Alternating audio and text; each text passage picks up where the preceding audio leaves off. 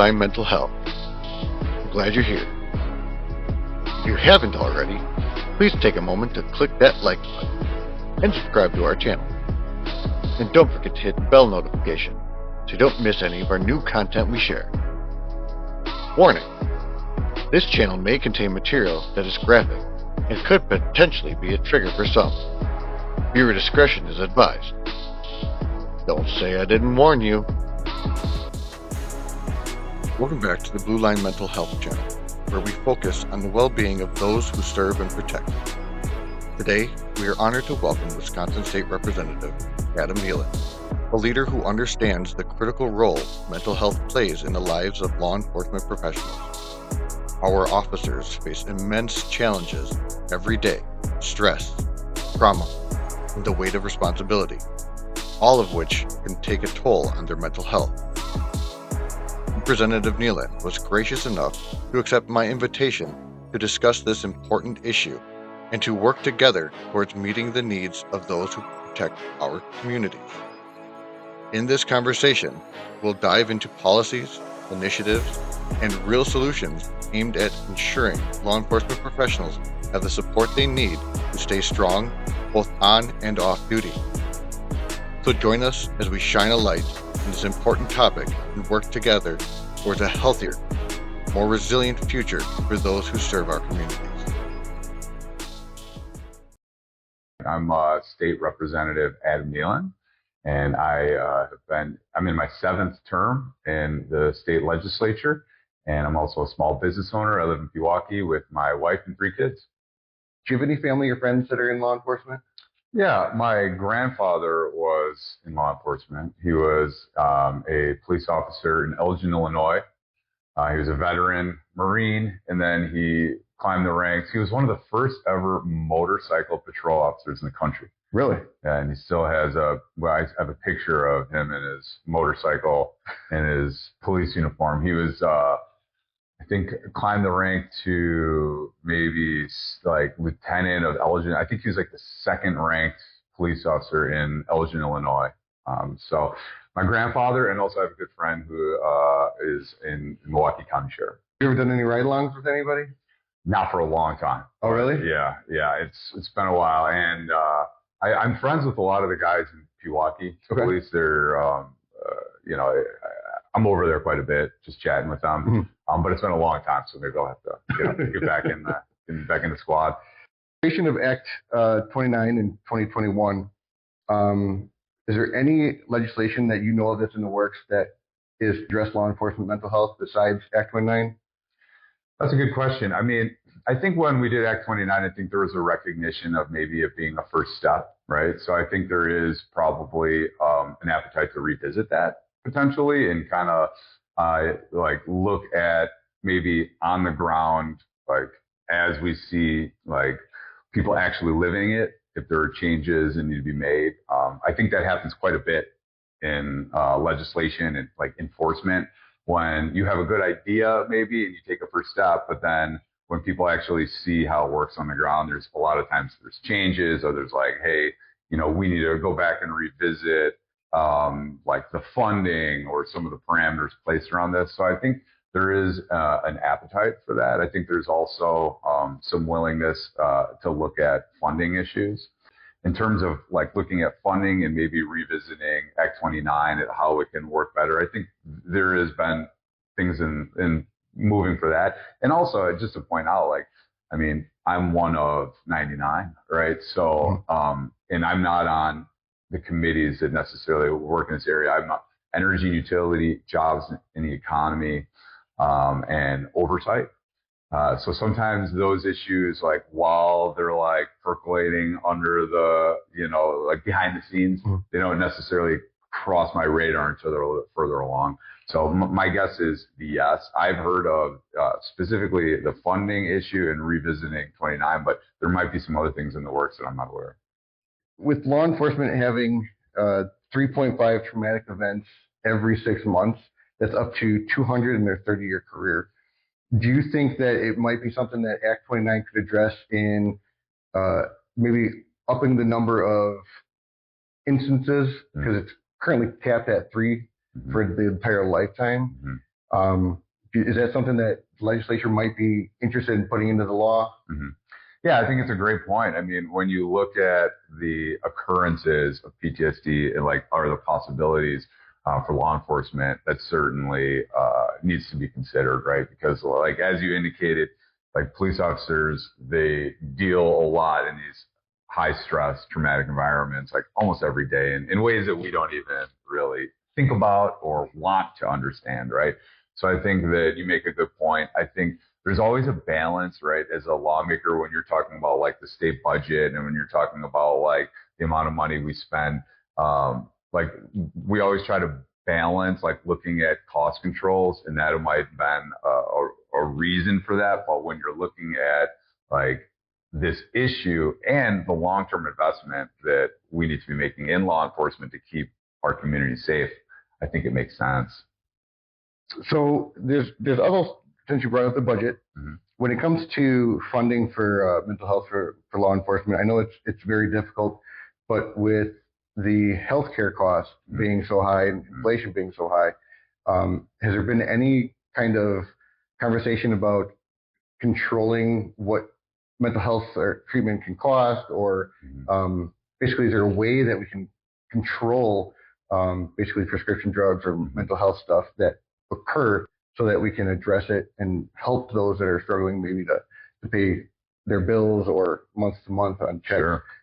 Yeah, you're asking a great question, and one that I think a lot of people think about a lot in terms of controlling the cost. And also, just like, I mean, the mental health issue you're raising, I mean, it's certainly something we think about. And it also, like, just like, and not to go off topic, but also just like we're seeing a lot of that in schools too, like mental health issues in schools, like the numbers, both in law enforcement and in our education systems, are really rising.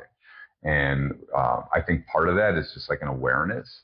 Like part of that is like, it's okay to not be okay, right? So like, hey, I want to talk to somebody, right? And I think that with the added dialogue and like the increased awareness, I think it does lead to more people being comfortable with like talking to somebody, which leads to increase in the amount of people that need to be treated. So I think in terms of like really looking at like solving the issue, I don't think we're anywhere close, right? Like I don't think like I think we have a lot of work to do in this area of understanding the drugs, like understanding how everybody is like unique, right? I think we get in trouble a lot of times when we like, oh, this worked for me, so we prescribe like, or like this worked for that person, so you prescribe it like that same treatment. And like everybody's so different. Like everybody reacts differently to different treatments. Like talking therapy might be the way to go to somebody, whereas medication might be a better route for other people, right? So we like, I think as a society, like we're still grasping with like understanding this issue and like understanding like what's causing it. Like, and it's a little more cut and dry in the world of law enforcement when you're talking about dealing with so many traumatic events, right? Then we're like, all right, well, that's a real obvious sign or a symptom of like that could be a cause of mental health. It's not so cut and dry for the general public when we're talking about the increases of like reporting, like we in schools and just in general across the community, we're seeing the same rise in mental health issues. And I think as a society, like we're really like at the early stages of how do we treat this? How do we deal with this? And I think we've made some tremendous strides in the last few years.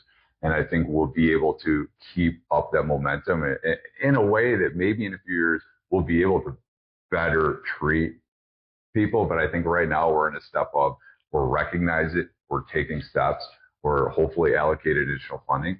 But I don't think we're like at a point in society where we're like there's an easy solution to the problem. So, in everything that I've done research on, it's very difficult to find anybody that is strictly for law enforcement when it comes to mental health treatment, which is difficult for law enforcement because they don't know what we go through, they don't see what we go through, and we're not the typical, yeah, this will fit us. Sure. So, yeah, and one of the things we've tried to look at in that vein is like different grant programs. Like we've looked at, I think 2023 we passed a new grant program. I forget the name of it, but it's specifically goes to local police units like municipalities and stuff. I think Milwaukee, the MPD got like 3 million grant, and part of this goes to wellness and counseling services. We're in Pewaukee. I think Pewaukee got $18,000 from that last grant. I represent also the city of Waukesha. I think the city of Waukesha got 200,000. And so our approach, and you could take criticism with it, but our approach thus far has been to try to like put funding into grant programs that are more focused at local levels, because we feel like maybe like from the like these units providing these services, it might be people might it's on the ground, so they might be able to address it. Like when we're lawmakers in Madison coming up with these programs, sometimes we miss the mark, right? Because the people on the ground are the ones, like you're saying, like, hey, like 3 times isn't enough, right? Yeah. So that type of feedback and putting the grants more into the local police departments, we were thinking could help with that. But I don't think it's dispersed. Like, I don't know how they're dispersed. I think the DOJ also has some grants that are, I think that's actually through federal funding, though, not state funding. That's through federal funding, but it's administered through the state. So there are some grant programs, but like, I think part of the issue is, like I was saying, like as a society, we struggle with this treatment, right? We struggle with having enough even professionals to offer the treatment, right? So, so there's a lot of challenges posed, and thus far we have looked at maybe looking at doing it through grants. But as these things scale up, and as there's like effective treatments, and as like there might be a better way to do it. So with Act 29, there isn't actually an enforcement mechanism into holding a jurisdiction accountable for either not giving the officer treatment or time. Has there been any discussion about actually having an enforcement arm that can actually hold these jurisdictions accountable? Another great question. I mean, it's funny, like one of the things I struggle most with as a lawmaker is that enforcement component. I mean, we have a system designed, checks and balances, where we have very little of the enforcement. I mean, we can create the law, we can create a budget. I've seen personally rules that are bills that I've passed that agencies just never write the rules for. They just never implement, right? Or never enforce. And to me, that was a moment of like revelation, because like you think, like you grow up and you hear like, oh, well, this is how the system works. You pass a bill, it goes to the Senate passes it, goes to the governor, it gets signed, and it's a law. And it's like, oh, actually, there's a whole implementation phase of this. There's a whole enforcement mechanism. You have to have the agencies enforce it, hold people accountable. There has to be punishments. Like if people don't do it, what's the recourse, right? And a lot of times, and I'm learning this lesson through the years, is you have to put a punishment. You have to put like, if you don't do this, this is what will happen. Because if you don't put a punishment on not following the rules, then it's almost like, okay, follow it if you want. It's like, it's almost giving permission to not follow it if there's no penalty or no punishment or no teeth to it. So that is something that I think you make a good point. I think we should revisit that. I mean, from my research, it was like there's an appeal process, right? So you can go through, like if someone was denied a claim, they could go through workforce development, appeal it, try to. So there was a system in place, but can we do a better job? Is there like some enforcement that needs to be done? I think we always need to be aware of that when we're drafting legislation, because if we just make it optional, there's a good chance that it's not going to be enforced. It's very true. And I think it's a lot of different agencies are inconsistent with enforcement of it or allowing officers to use that PTSD law. So in the Act 29 itself, obviously, we're trying to find the fixes for everything. Has there been anything done to measure the success of it though? Because I'm sure that there's been success and that people have utilized Act 29. Has there been any like research to see how much Act 29 has been actually utilized? That's a great question. So all that we have in terms of data is a number amount of people that have utilized it. In terms of like looking at metrics or looking at, I think that would be a really great addition to this component. And if you have suggestions on ways of measuring it, I think Van Wangard was one of the original authors. I work well with him, and I think we have a bill together right now that we're working on, and this he would be probably open to looking at some metrics. I think and I've heard this said a lot, and but like politics is the art of the possible, right? It's like what's possible in that moment, right? And like sometimes people are like, well, why did you do it this way? Why? That's what was possible, right? We had the ability to get it done in this form, in this version. And once you have it on the books, once we like start to get it implemented and we start to see successes or failures, then we're able to make some of these changes. Potentially even like, all right, what are some of these metrics we should be looking at based on the success?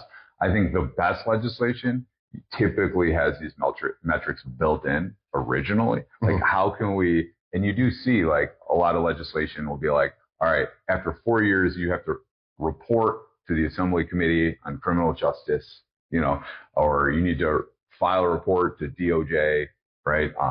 And a lot of legislation does have those. I would have to look. I'm not sure if that does. And if it doesn't, maybe there are metrics we could look at in the future to be like, all right, maybe X amount of people utilize this, but what was the success rate? Like, were they back, right? Were they able to transition? Like, are they on, like whatever the metric is. And I think you and people in this industry, like in this area, would probably have a lot more to say about what those metrics would look like than somebody like me. And a lot of times, like the best legislation, the best policy, the best ideas come from people that are on the ground, like working, like a lot of times, like as a lawmaker, we're just a vehicle, right? We're just a vehicle that is like working with like somebody in an industry that knows a lot about and wants to see changes and doesn't necessarily know how to navigate the political process, but knows how that they want to see changes in an issue that they care about. And then we're the ones that help navigate that political process, right? To be like, all right, here's what's doable, here's what's possible. Like if we do it this way, and we help kind of guide, steer the ship. But for the most part, the ideas, unless like I'm like a retired police officer, right? Like, I mean, my business background is small business, right? So if you're talking about like workers' compensation or something, like in terms of my employees, I have a better understanding than what police officers go through when they're filing workers' compensation. So my background and my perspective is shaped by my lived experience. And same with you, right? And same with other people in law enforcement. So if we want to have the best product that has the most impact for people in law enforcement, then we should be leaning on the people in law enforcement to kind of lead the charge. And I would be glad to work with you on trying to get some type of legislation to just address those little holes in Act 29. Like I said, this is a great act. It is a great law that starts us in the right path to solving the problem.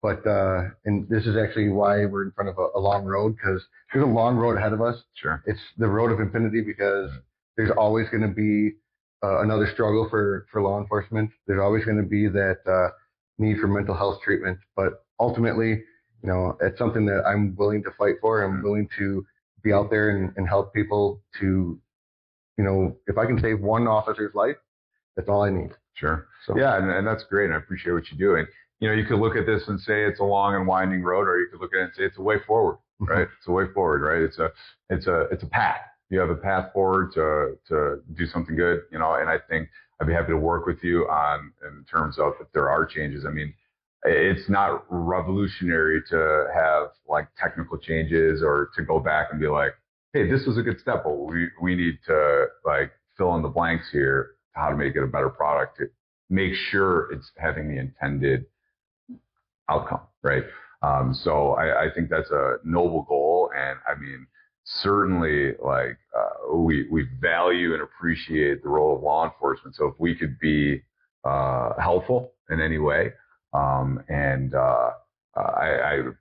so thankful you brought me in to be, even just to have this on my radar, right? Because I mean, in our week, we deal with like 25 different issues, right? Like, it's like, I mean, and all those issues, I interact with people who know it very well, right? And they want me to, or assume that I also know as well as they do. And in fact, like, everybody is like living in their experience where they know a lot about, like, hey, this is the problem and this is how we can find a solution. And it's very clear to them because they have that lived experience, right? But not everybody has that lived experience. So it requires like these conversations, it requires YouTube shows, or it requires podcasts, it requires information out there to educate people, including lawmakers, on ways that we need to move forward.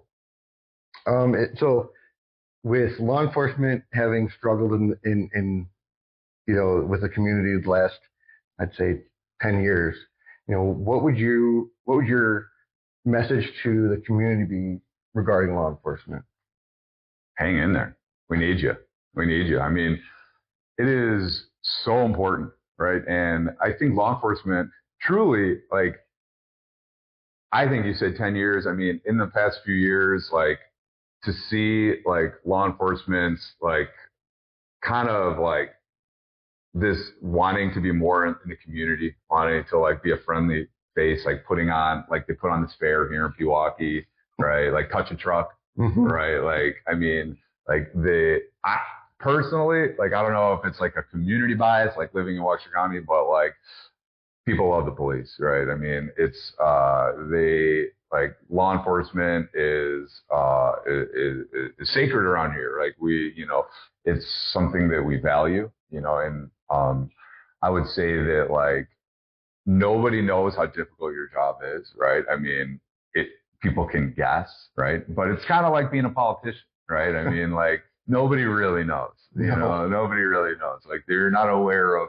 the people on January 1st knocking on your door about the fireworks being too loud the night before, like just some of the stuff that, you don't think about. And like, I think that's true of law enforcement. Like, no, like if you're not in that world, you cannot appreciate like how stressful, and maybe not every day, but all it takes is like one stressor, and like, my goodness, like having to deal with the things that nobody else wants to deal with, having to run into an emergency when everybody's running out. Oh my gosh. Like we certainly are thankful. And it's too bad when law enforcement becomes like politicized negatively, or when people try to score points if like one individual like made a mistake, and again, not to compare because you got a much harder job, but politics is similar, right? Where we have to defend outrageous other people, right? And like, yes, there are people making mistakes in my industry, right? There are people that are potentially corrupt, right? There are people that do bad things, but the vast majority of people are good people that care. And I feel that that's true of law enforcement too. Like the good people that care and that put their life on the line for us. So, I mean, my interaction, my day-to-day, people have a lot of respect for law enforcement. There's no negative connotations outside of a very small like segment of, not to be politicized this, but far left liberal people that like, don't understand or value or appreciate what you guys do. Well, I appreciate that. And I thank you for coming. I thank you for sitting down and helping out. And, hopefully this message can spread. And yeah, thank you very much. Yeah, and hopefully there's more people like you that are willing to reach out to lawmakers, and we can make some positive changes. Excellent. Thank you. Yeah, thank you.